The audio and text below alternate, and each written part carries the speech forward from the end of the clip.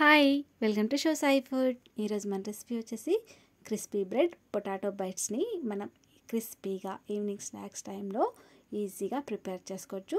అది ఎలా ప్రిపేర్ చేసుకోవాలో ఇప్పుడు చూసేద్దాం. దానికోసం ఒక 2 ఆలుని ఇలా ఉడికించి పొట్టు తీసేసి మెదిపేసి పెట్టుకోండి. ఇప్పుడు దీంట్లోకి సన్నగా కట్ చేసి పెట్టుకున్న ఆనియన్స్, అలాగే సన్నగా కట్ చేసి పెట్టుకున్న పచ్చిమిర్చి కూడా వేసుకోండి. ఒక 3.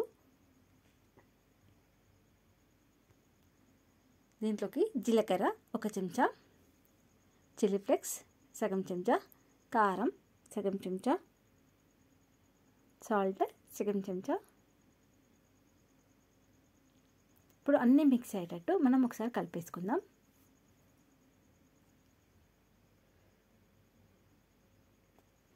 ఇలా కలిసిన తర్వాత ఇప్పుడు దీంట్లోకి మిరియాల పొడి 1 సగం చెంచా, మిరియాల పొడి కూడా వేసిన తర్వాత మళ్ళీ ఒకసారి కలిపేయండి.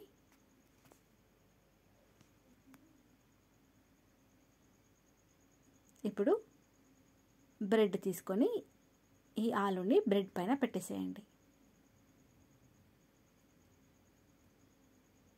చూడండి, బ్రెడ్కి మొత్తం ఈక్వల్గా స్ప్రెడ్ చేసేయండి.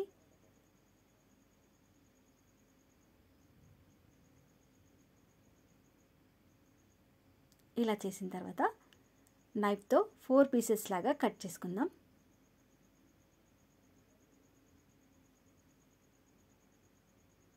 చూడండి, ఇలా కట్ చేసుకోండి. చూసారు కదా, మనకు ఆలు అనేది ఈక్వల్గా ఇలా అప్లై చేసుకోవాలి. మిగతా వాటన్నిటి మనకి ఎన్ని కావాలో అన్నీ ఇలాగే చేసి పెట్టుకోండి. ఒక ప్లేట్లోకి ఒక 2 చెంచాల కార్న్ఫ్లోర్ వేసుకోండి. కార్న్ఫ్లోర్ వేసి కొద్దిగా వాటర్ని వేసి కొంచెం పల్చగా తడిపేసి పెట్టుకోవాలి.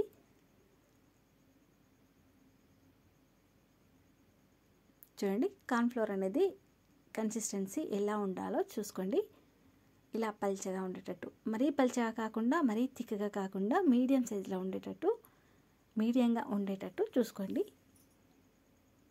బ్రెడ్ని కూడా మనం పొడి చేసి ఇలా పెట్టుకోవాలి.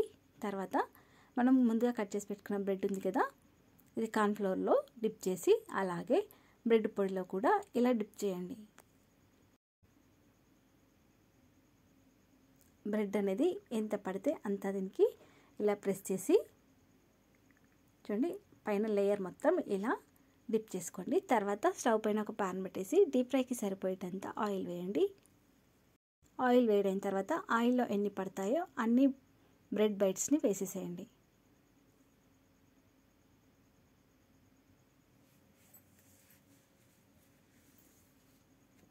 ఫస్ట్ మంటని హై ఫ్లేమ్లో పెట్టేసేయండి.